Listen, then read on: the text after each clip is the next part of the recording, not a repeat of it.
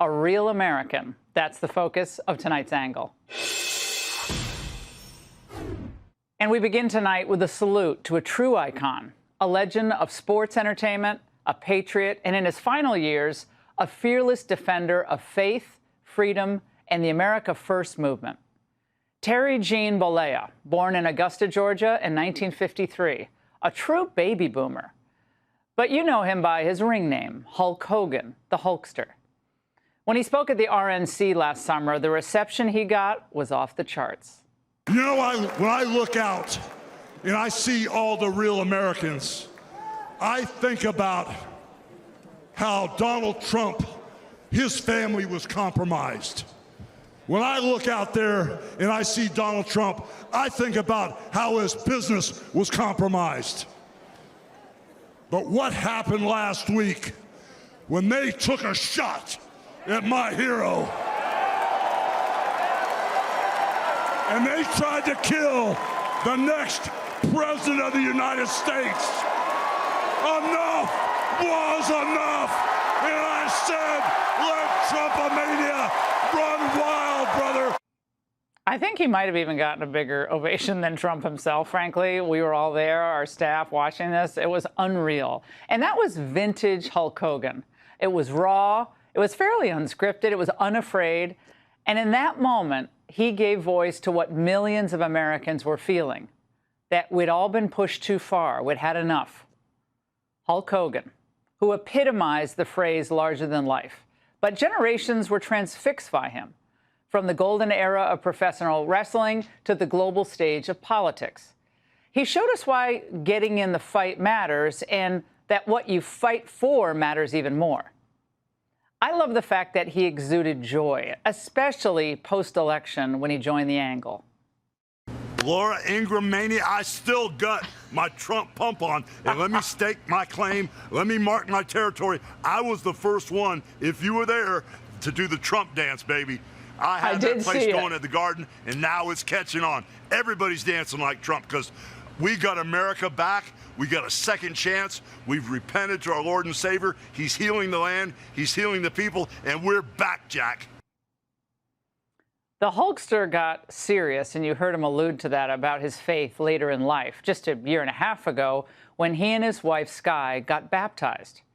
And you sensed a change in him for the better. He became more self-reflective about his life, about his family, and about his politics. At the end of the day, I was one of the biggest cowards around. I voted for Trump before. I was afraid to wear the hat. I was afraid of the bumper sticker. But when they tried to kill him, I said, that's it. Enough is enough. And guess what? The whole United States of America feels that way now. We're proud to be Trumpites. We're proud of Trumpomania. We're proud of our new president. And everybody is singing it to the heavens. And it's about time we finally get our country back. Wait, I have to get, you lost me when you said Hulk Hogan was afraid of anything. I mean, I've seen you clothesline people. I've seen you do it all. How could you possibly be afraid, have been afraid of anything? Well, as a businessman, you know, the Hulkamaniacs that have been following me for 40 years, the millions and millions of Hulkamaniacs, I have Democrats and Republicans that love Hulk Hogan and buy my merchandise and stuff. I didn't want to split my audience as a businessman. Yeah. Plus, I didn't want people throwing rocks through my business, coming to my home and doing what they did to Kavanaugh, you know. So at the end of the day, I was afraid. I was sitting on the couch being a coward. And finally, I decided to step up and be a man. That's what I meant. I was hiding like everybody else. Even though I voted for Donald Trump back in the day, I wouldn't tell anybody. It's completely different now because we took America back. We're on the right path. God in our homes, God in our country, God in our schools. One nation under God. Oh my God, I'm getting teared up watching that. For those of us who really came of age in the 1980s, Hulk Hogan was the poster child of badass, strong, unapologetic America. The bandana, the muscles, the ripped shirt, and of course, always the red, white, and blue. Now, who could forget that iconic moment in 1987? And I actually watched this, okay? A friend of mine introduced me to WrestleMania all those years ago, and I bet he's watching. He was body slamming the seemingly unstoppable Andre the Giant. Look at this! He slammed it! I don't believe it! I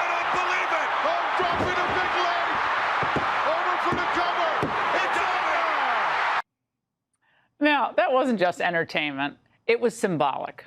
The little guy at 6'7" taking on the unbeatable odds and coming out on top.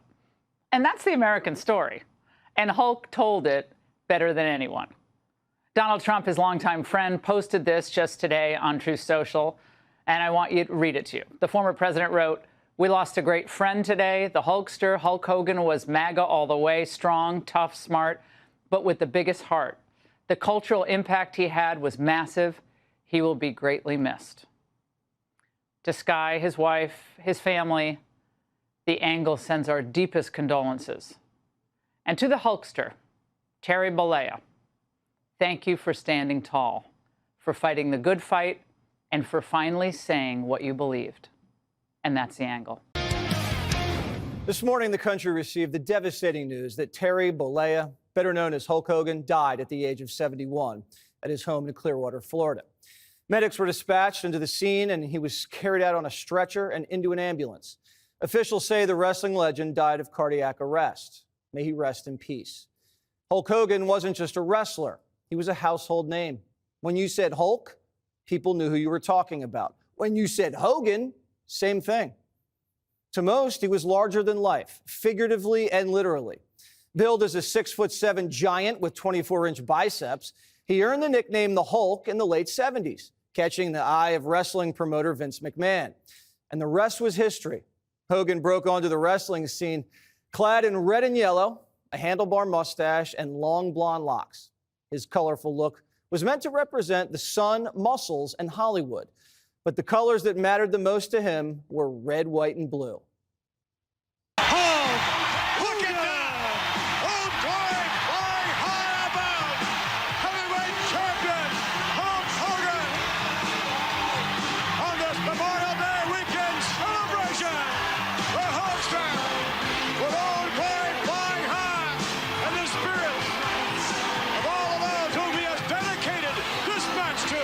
From there, Hogamania took the world by storm. Before Hogan, wrestling was seen as a kind of a gnarly sport, but soon it became mainstream. Arenas were getting sold out and pay-per-views were bringing in millions. Everybody wanted to watch the Hulk body slam a giant. Look at the look on the face of the champion. He's hulking up, Jess. I don't know if he's got enough left in him. That adrenaline can do wonders. We're seeing what this guy is really made of. Why he is the greatest professional athlete in the world today. Look at this. He's giant. Hulk was the embodiment of the ultimate good guy, not just because he was picking up 7'4" giants, but because he was the pinnacle of patriotism. As the country was in the middle of a Cold War with the Soviets, the Hulk came in and kicked them out of his ring. I can't stand to see our enemy's flag in the ring. That's why I'm carrying the red, white, and blue, brother. I'm proud of America. I stand for this country. And I'm going to promise you one thing. When this fight is over tonight, there's only going to be one flag standing. That's the Stars and Stripes forever. What a sensational victory for the World Wrestling Federation champion. Around the time of the Iranian hostage crisis, Hogan made a new enemy in the ring, an Iranian named the Iron Sheik.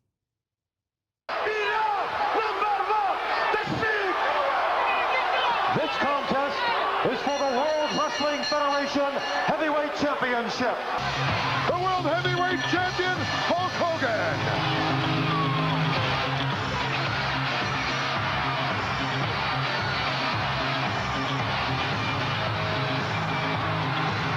Hulkster gone bananas as the Sheik tried to attack him.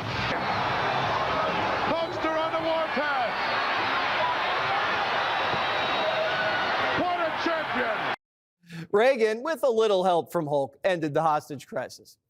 But Hogan didn't just deliver in the ring. He was a menace behind the mic and a master promoter. As Donald Trump hangs on to the top of the Trump Plaza with his family under his other arm as they sink to the bottom of the sea. Thank God Donald Trump's a Hulkamaniac. He'll know enough to let go of his materialistic possessions, hang on to the wife and kids, dog paddle with his life all the way to safety. Hogan became the hottest thing. He was even going on late night. Do you know anything about Hulkamania? Hulkamania? Hulkamania. if you want me to. What is Hulkamania? Well, Hulkamania is the newest thing, Johnny. It's the thing that is sweeping the country. It's like a new cult. And it's like follow the leader. Everybody does what the Hulkster does. It's like truth, justice, and the Hulk Hogan way. Right. I'm looking at the size of your arms. I don't believe this. I wish I had anything that big. Hulk went from the ring to the small screen and to the big screen. And here came Thunder Lips. Listen, after the match, how about if we get a Polaroid together, okay? You're in trouble, man. I can believe the superhuman strength of Thunder Lips. I'm the man. Stop it, Lee! You want this punching bag? Adrian! Catch me! Wasn't even supposed to be in Rocky III. His bosses told him don't, and he did it anyway. And it brightened his star power in Hollywood. Soon, he was doing it all. Tough as a 300-pound man in tights.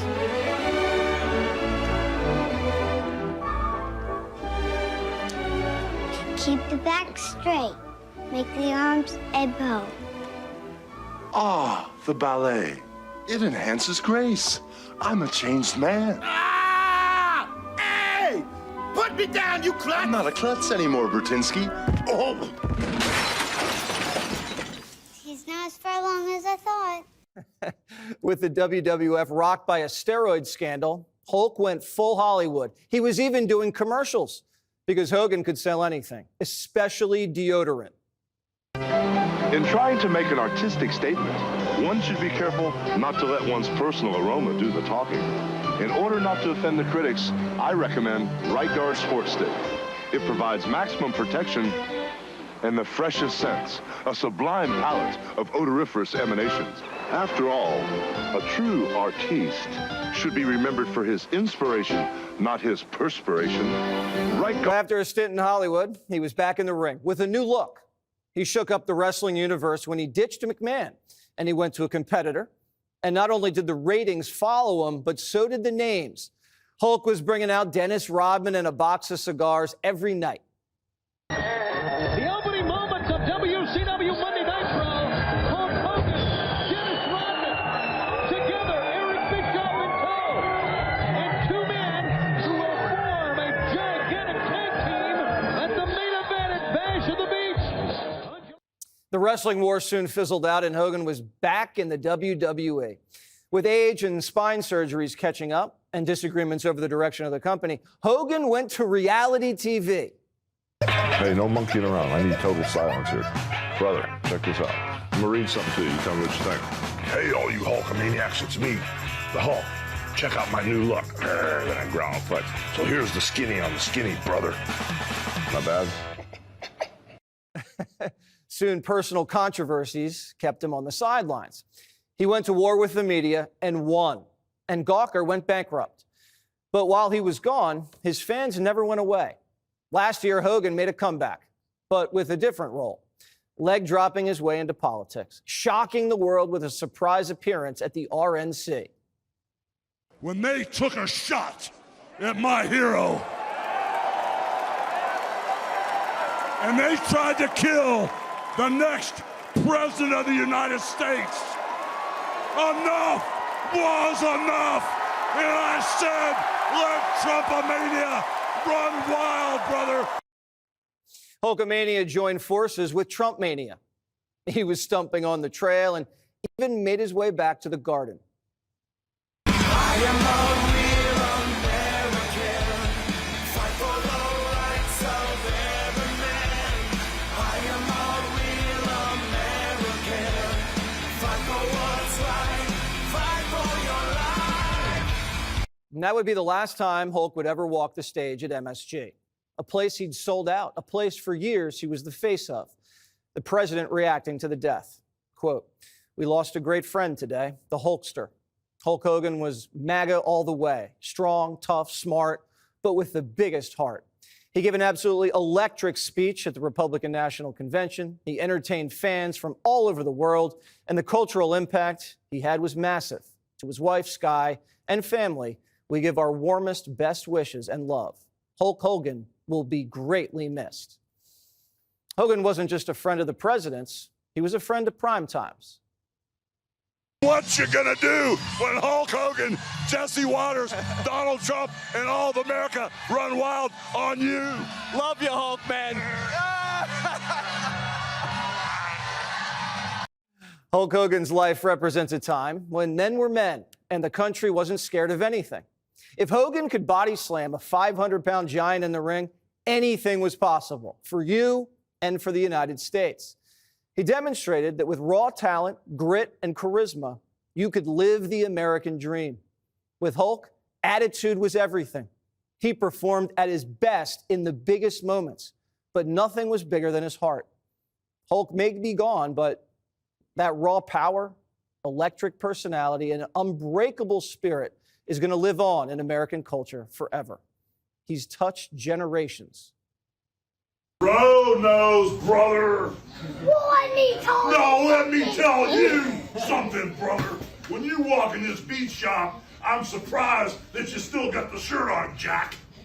Well, let me tell you something. Hulkster, the first time I met you, I was only 3 years old. Right now I'm 6 years old. So now we gotta take it to a bigger level, man. So what are they gonna do when the power of the Hulkster and the roaster and the dual 24-inch pythons run wild on you?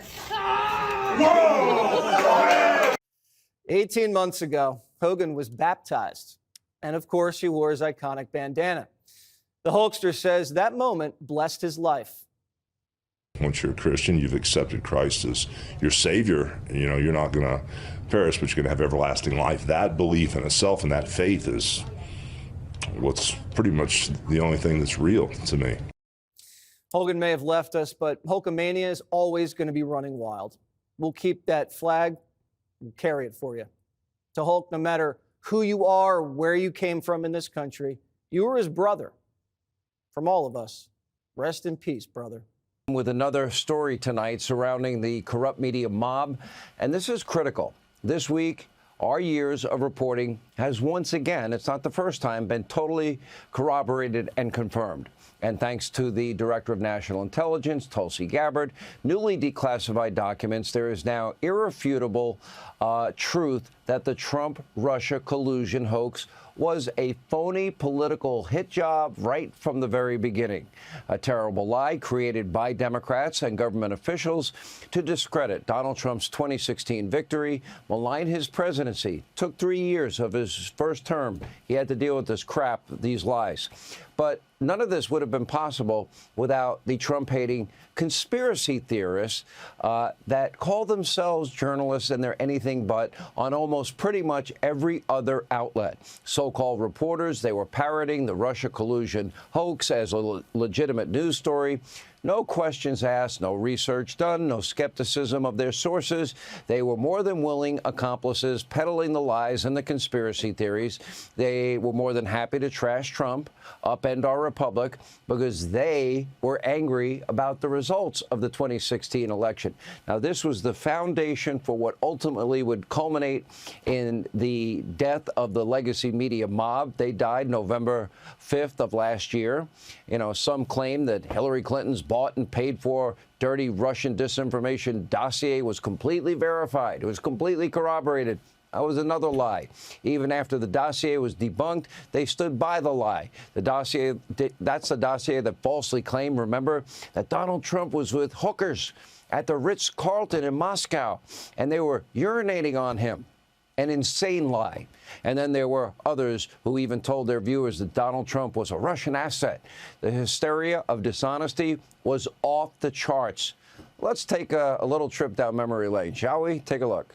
Certainly say with confidence that there is significant evidence of collusion between the campaign and Russia. U.S. authorities are seeing if those emails we just talked about are connected to an ongoing Russian disinformation effort. This president needs to be impeached. I believe that. I believe there was collusion. Mr. Trump is seeing more and more of the walls closing in on him, which is why he is becoming increasingly desperate. The presidency is effectively a Russian op, right? You know, partisan warfare between Republicans and Democrats. This is international warfare against our country. This is evidence of willingness to commit collusion. Specifically, Willie, I think what it means is that a federal judge found that people in Trump's organization were colluding with the Russians. This cloud about collusion with Russia will hang over him no matter where he stands. I personally think it's over. I don't think there's anything that can be done that can stop this at this point. Cacophony, this gushing of lies, problems, questions, chaos that will stop this presidency in its tracks. It does look like collusion. It does look like he's listening to Putin more than he is American intelligence. And frankly, I've never seen that before. No, this is evidence that they are all corrupt liars, complicit, basically talking heads, an extension of the DNC press office. That's all it's evidence of. And because none of it was remotely true. Conspiracy theorists, Rachel Maddow, Humpty Dumpty, Fake Jake Tapper, the whole group of them, and the hundreds of other so-called journalists that are not journalists. They're talk shows, but they're not honest about what they do. They reported this hoax day in and day out, year in, year out. Where's their apology? Where's the retraction? They manipulated their viewers for reckless political gain to advance their own political agenda, and now they just want to move on. Is it any wonder they lied about the border with no problems at all? The border's closed. The border's secure. Joe Biden is so cognitively sharp. Meanwhile, the guy's in a steep cognitive decline. Inflation is transitory. Is it any surprise that the lies continue today? Is it any surprise that with all they threw at Donald Trump leading into the election in 24, the American people had already determined that they're not trustworthy? You cannot believe them because they spread lies like the Russia hoax and every other lie that they told about Donald Trump. Who would ever trust them again? That's why in 2007, I said journalism is dead. After this past election, presidential election, I said the legacy state-run media mob is dead. Fake news CNN, they wouldn't even show the full Tulsi Gabbard press conference detailing the intelligence community's findings when she declassified those documents. They muted the director of national intelligence. They cut away. They started trashing the entire Trump administration, which is pretty much what they do every single second, every minute, every hour of every 24-hour day. Take a look. Multiple intelligence community assessments released in the months leading up to the November 2016 election concluded that Russia had neither the intent nor capability to impact the outcome of the U.S. election. On December 5th. We've been listening there to the Director of National Intelligence, Tulsi Gabbard, continuing on what has now been a multi-day effort, not only with public statements like this, but release of documents to attempt to back up the quite extreme allegation that President Obama is guilty of treason and that he worked in some sort of conspiracy with Hillary Clinton, etc. This is why I say I don't even think CNN will make it another 3 years, 5 years. They won't be around. They have chased everybody away. Nobody trusts them, and nobody should trust them. Fake news CNN spent day after day after day for years covering the Russia hoax nonstop, just like MSDNC, the New York Times, Washington Post, ABC, NBC, CBS. But now the truth has finally been revealed and backed up by U.S. intelligence and declassified documents. Fake news CNN, suddenly no longer believes that this story is worth their time. Not at all. It was only good when they could tell a lie about the story, not the truth about the story. Fake Russian disinformation bought and paid for by Hillary Clinton. Was that worth reporting? Real U.S. intelligence from career officials isn't worth reporting? Okay, those are called editorial decisions. That's also called, bias. Take a look. Tulsi Gabbard, who is speaking at this moment, as you can see there on screen in the White House briefing room. There's no better way to get back in the good graces, or try at least to do so, than embrace one of the president's largely conspiracy theories and just favorite old tropes going back to the 2016 campaign. But I do think that she does make Republicans nervous because of her background and lack of seriousness. And if there is something that happens in this country, I'm not sure that they trust her. Tulsi Gabbard is simply an opportunist in this play, right? Her star is falling. Her analysis was thrown out the window on Iran. She embarrassed herself with that that somewhat bizarre video about nuclear weapons in Japan. And so she's using this as an opportunity to get herself back into favor with the White House. If this is the level of intelligence that we're getting from the DNI, the Director of National Intelligence, on this subject, it makes you wonder about what else we're going to get from them. And it gets worse. One analyst at fake news CNN actually declaring the Trump administration was aiding Russia by reporting the truth. Okay, I guess old habits die hard. Take a look. What I don't appreciate is that these are cherry-picked examples, that they are quibbling, angels dancing on the head of a pin when we have volumes of reporting. You're always going to find one report that's different. Okay, whatever. The big message here for Americans, Russia tried to interfere in our election processes with the point of undermining our confidence in our democracy. And by bringing this up again, the Trump administration is doing the work of our adversary, Russia. What Americans don't appreciate is when you contradict things that are demonstrably false. There was a similar trend across all the networks. The bombshell information presented by the DNI either ignored or quickly discredited. We saw the exact same thing with Biden's cognitive decline. First, they told us not to believe our lying eyes. Remember the allegations when you saw Joe in a massive decline? Those are cheap fake videos. They ignored the glaring issues and accused us of disseminating disinformation. And finally, when Joe was long gone, oh, yeah, let's write a book about it, make some money.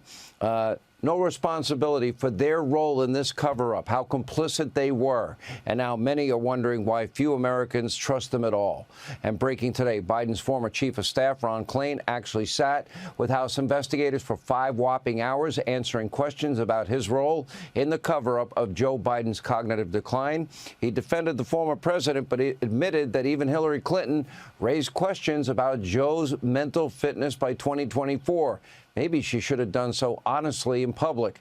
At the very same time, the media mob was still accusing us of cheap fakes.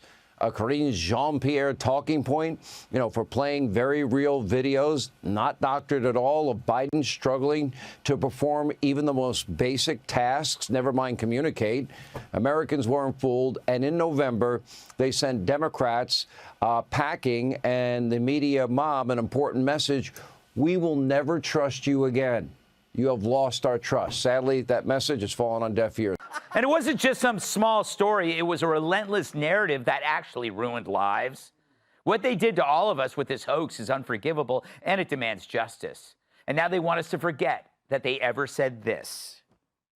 The Russians definitively hacked the election. Russia hacking the election to elect Trump is the end of our democracy. The president does not want to come to terms with the fact that the Russians hacked the election. Russia hacked the election. Russia did hack the election. Russia hacked the election. All of these intelligence experts saying Russia hacked the election. If you can get them to accept that Russia hacked the election, see if you can get them to accept who won the Civil War. Like Macaulay Culkin, that hasn't aged well. But every single legacy news outlet ran with bogus headlines. And who could forget our favorite Mark Cuban impersonator, who found a new crush in this guy, Kalimnik. This guy Kalimnik keeps turning up again and again. Konstantin Kalimnik, Konstantin Kalimnik, Konstantin Kalimnik, Konstantin Kalimnik. He's still Russian military intelligence. Kalimnik, a short man who goes by Kostya. Konstantin Kalimnik, investigating Konstantin Kalimnik for espionage. This guy Konstantin Kalimnik is the key that unlocks that door. It seems like it would have to be. If I didn't know any better, I'd think she'd have the hots for that guy. But it's hard to believe that this was taken seriously. But no wonder they want everyone to forget it. They're like a drunk coworker who wakes up the next day hoping his pals forget that he went home with the office hunchback. But while Trump was framed, these hacks earned a living off it, wrote books, even won awards. It was the biggest scam since those pills I bought that promised to make me taller. The New York Times and Washington Post won Pulitzers for spreading the hoax. So false reporting gets you the industry's most coveted prize. It's like Leah Thomas being named Female Athlete of the Year just because she could fill her urine sample cup from 4 feet away. So today the media is like a junkie that made your life hell for 10 years, and now suddenly they claim it's all behind them, and it's only because they just ran out of drugs. So should you forget the hell that they put you through? No, we can't let this go. They need to make serious amends because we're still living with the aftermath. People lost jobs, careers, friends. There needs to be consequences. When you call the laptop from hell Russian disinformation, weaponize the DOJ against Trump, or cover up the decline of an invalid, there needs to be scalps, especially from Elizabeth Warren. Just for the irony. So now the media claims that the Trump administration is trying to rewrite history. These claims are an attempt to shift culpability away from themselves and hide the lie they perpetuated for almost a decade. They played the starring role in amplifying a subversive plot against the President of the United States. They owe a lot of people an apology. Hell, they even include Putin. Think about that. You know you must have done something really, really bad when you've wronged even a murderous dictator.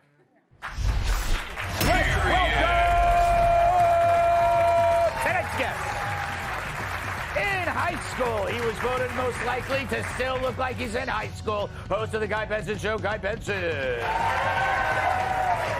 He looks like the guy who waves you through when there's road construction. Founder of StudioTSC.com, Michael Loftus. He still has to tell Lady Gaga to clean her room. Entrepreneur and owner of Joanne Trattoria, Joe Travanata. Finally, if this Kennedy drives into a lake, it's because she lost her glasses. Host of the Kennedy Saves the World podcast, Kennedy.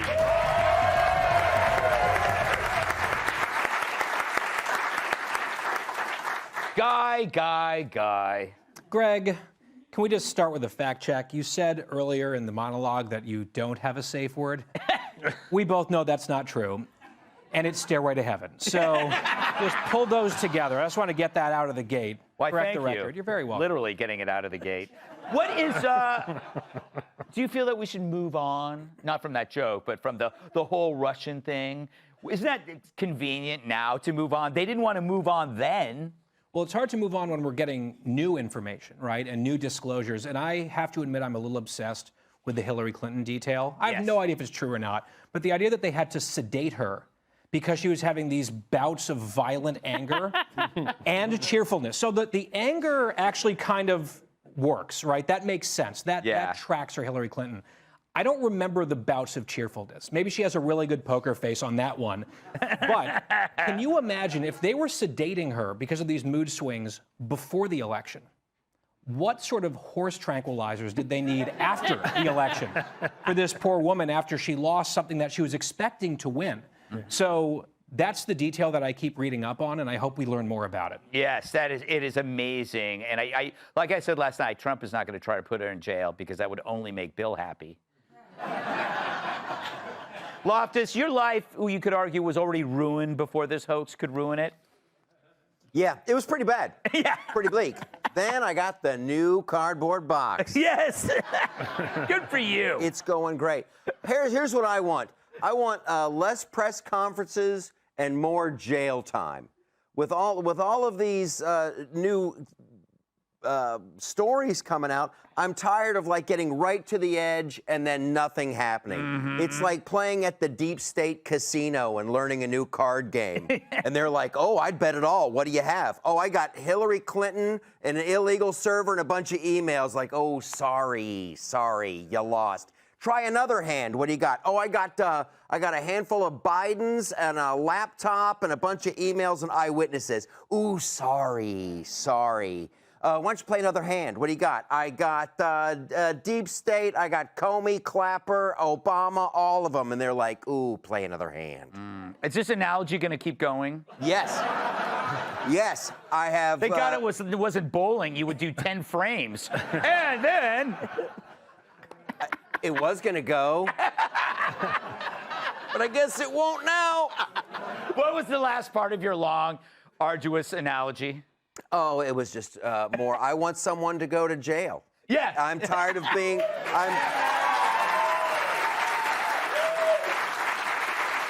I'm tired of the legal blue balling, Greg. Yes, that's what you should have said. It's legal blue balling. All that we had to go through 3 minutes of nonsense. It's called foreplay. Joe, welcome to the show. Thank you. Good to see you. First time here. Try not to end up like. They're plotting my question, I'll have you know. How do we hold these people accountable? Should we move on and forget it like it ever happened? No, you can't move on. I mean, we've been lied to so long, all right? And, they're the de facto leaders of the Democratic Party and therefore dirtbags, right? So how can we let them go? Yeah. Right? I mean, I think they have them cold, right? Question is, who's going to do it? I think Tulsi Gabbard has a great shot at getting it done with Pam Bondi. And I just keep my fingers crossed. I mean, I'd love to see Hillary walk out in handcuffs. I mean, that would be my... How was that, Greg? Yeah, it was good. So, they can't do the leg cuffs for obvious reasons. Hey, have you caught on the latest executive order? This wasn't in the story topics. So Trump, do you know this? Trump just did about the homeless thing. Yeah. Like an executive order to get homeless and mentally ill off the streets. Wow. We're going to do it tomorrow. Great. But it just came through, and I was, because you own a bar and a restaurant.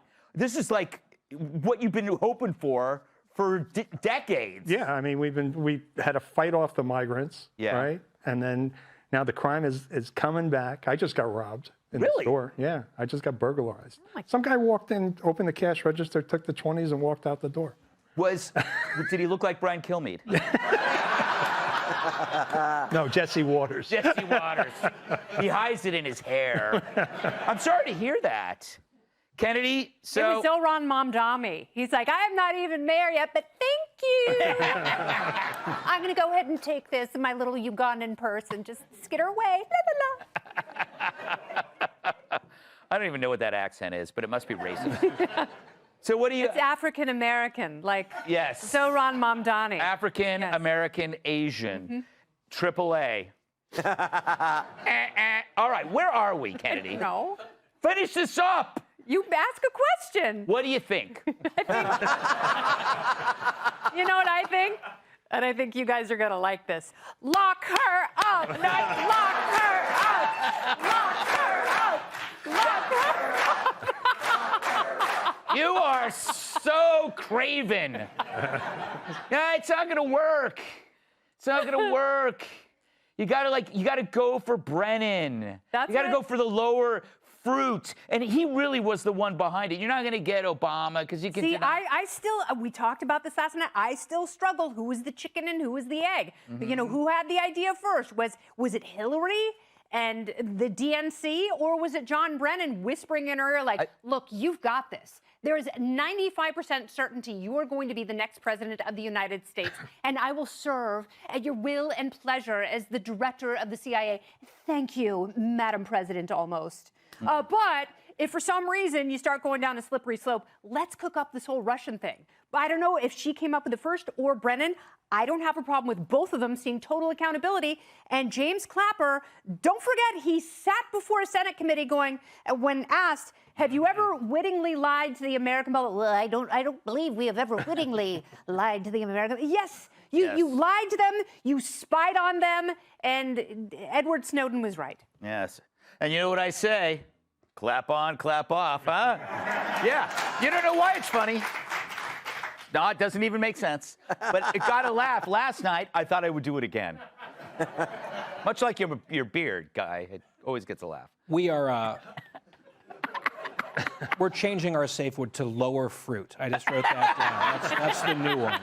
Hey, Sean Hannity here. Hey, click here to subscribe to Fox News YouTube page and catch our hottest interviews and most compelling analysis. You will not get it anywhere else.